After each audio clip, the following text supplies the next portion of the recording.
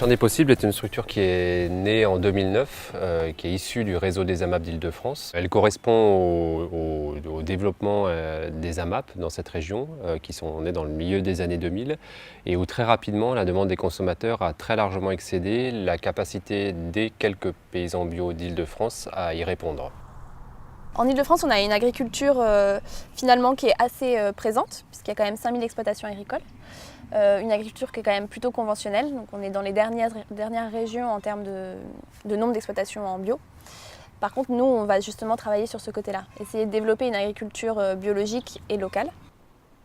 C'est une idée qui est vraiment venue des AMAPiens et pas des paysans. C'est en fait eux qui travaillent dans d'autres secteurs d'activité, qui ont connu les couveuses d'activité, les pépinières d'entreprise, des choses comme ça, et qui se sont dit c'est dur de s'installer en agriculture, on le voit bien, il n'y a quasiment pas d'installation, donc comment on pourrait faire pour simplifier les choses? Si on pouvait avoir une période d'apprentissage où il y aura un hébergement juridique, où on accompagnerait les gens à connaître leur métier, à apprendre aussi bien la gestion de l'entreprise que le côté technique, et derrière pouvoir les accompagner de différentes façons pour aller jusqu'à l'installation.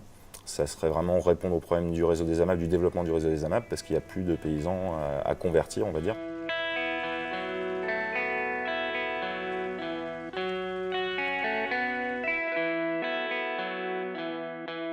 Les Champs des possibles, c'est un dispositif d'espace test qui permet de vivre un test d'activité agricole sur le terrain. Pour ça, on a plusieurs dispositifs. On a d'abord le pôle Abiosol qui permet un accompagnement global des porteurs de projets.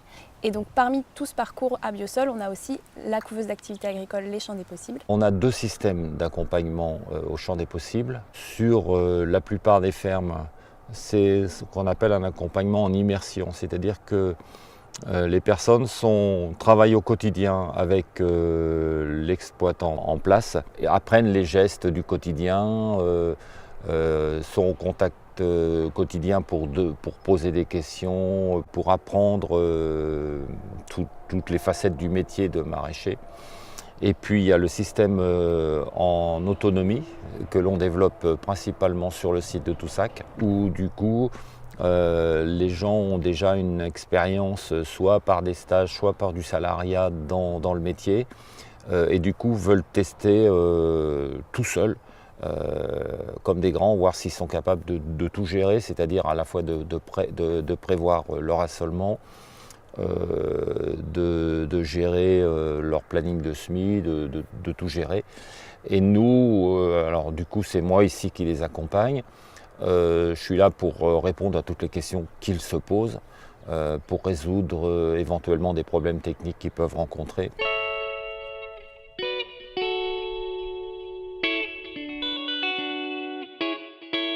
Alors moi, quand je suis arrivé en 2015, il était impératif d'avoir un tuteur ou deux. Parce que n'étant pas du tout du milieu agricole, c'était quand même la première année où j'allais mettre véritablement le pied dans le monde du maraîchage bio, quoi, dont inconnu total. Elles sont allongées tes salades là?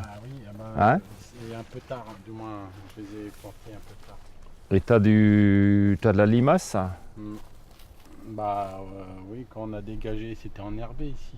Ouais. Je pense que c'est bien qu'à un moment de se confronter avec son savoir et de se retrouver quand même en totale immersion, sans avoir forcément quelqu'un derrière son dos pour rectifier constamment les petites erreurs qu'on pourrait faire, quoi. Et avec les erreurs, malheureusement, on apprend aussi, quoi. Pour moi, c'est une chance, la couveuse d'activité. Tout est fait pour qu'on apprenne notre métier, l'esprit tranquille, quoi.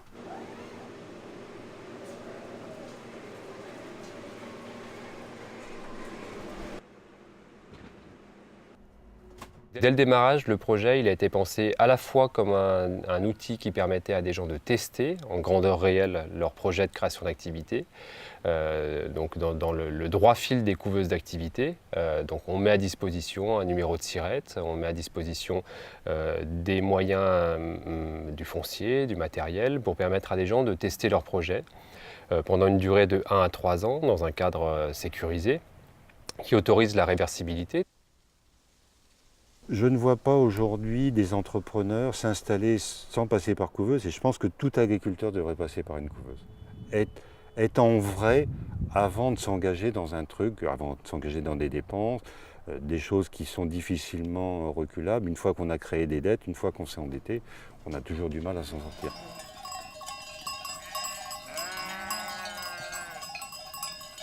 La fonction couveuse, elle implique aussi qu'on va avoir en charge tous les aspects administratifs et comptables, des contrats AMAP, toutes les questions aussi sociales plutôt, liées avec la MSA, parce que c'est souvent un nouveau statut pour des gens qui sont en reconversion professionnelle, donc qui n'ont pas été vraiment avant ça confrontés à tout ce milieu administratif agricole. Donc ça te fait un chiffre d'affaires de 12 000, juste avec les agneaux, plus, c'est quoi les antenets? Non mais les antenets, tu les as pas vendus comme ça en fait.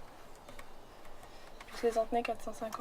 Ça permet déjà d'être encadré avec des statuts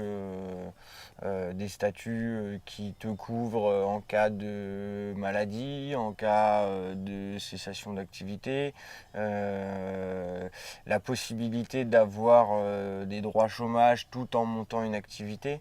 On a commencé l'année dernière avec 98 brebis, ce qui est vraiment peu et insuffisant pour te faire vivre juste de ton cheptel. Donc du coup ça te permet d'avoir toujours tes aides Pôle emploi, donc tu peux commencer à produire, à faire tourner ta machine tout en ayant un revenu qui est encore présent.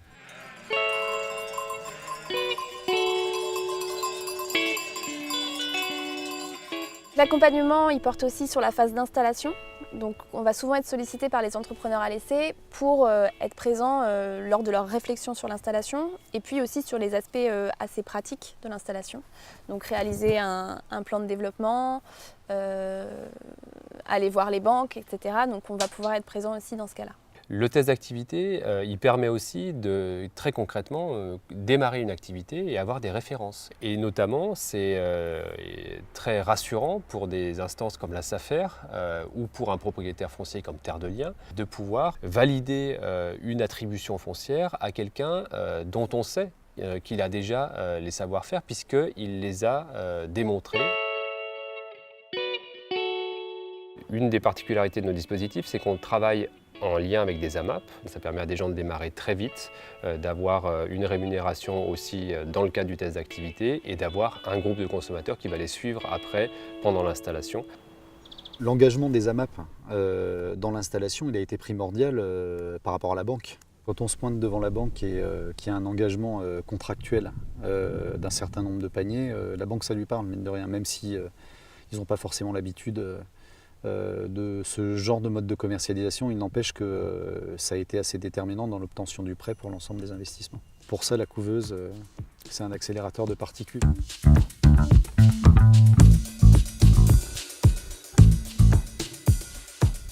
Les champs des possibles sont devenus une coopérative d'activité agricole et une SIC.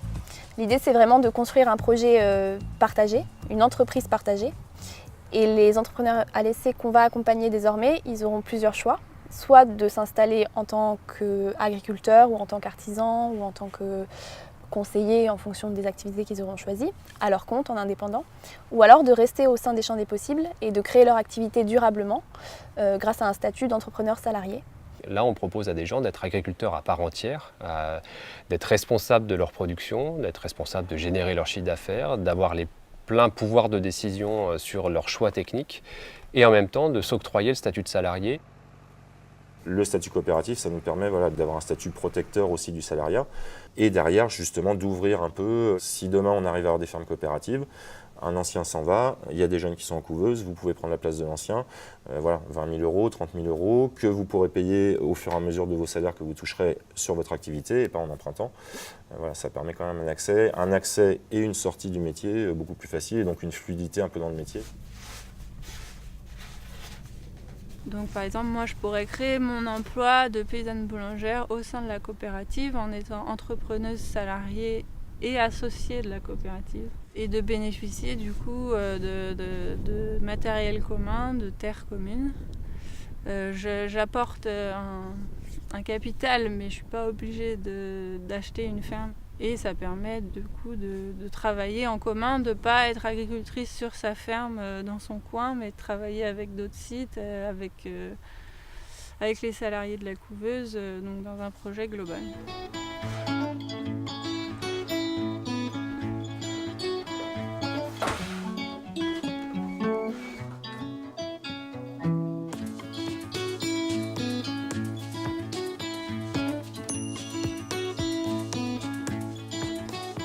L'intérêt de la SIC, de la coopérative multi-acteurs, qui est la société coopérative d'intérêt collectif, dans ce genre de projet, c'est justement de pouvoir associer dans la gouvernance et dans le modèle économique du projet, pas simplement justement ces entrepreneurs agriculteurs ou artisans ou consultants, voilà, mais tout un tas d'acteurs qui vont être intéressés par le développement de ces activités. Donc en premier chef, les groupes de consommateurs, les biocoop, etc., qui sont intéressés par le développement de ce genre de dispositif et qui aujourd'hui sont prêtes à prendre des parts dans une coopérative pour permettre son développement, pour permettre de financer des moyens de production. C'est aussi le cas des collectivités territoriales qui y voient un vrai intérêt en termes de redéveloppement des circuits courts sur leur territoire, de création d'emplois, d'arrivée de nouvelles familles dans les zones rurales et qui du coup peuvent être enclines, elles aussi, à prendre des parts dans une coopérative comme ça pour permettre son développement.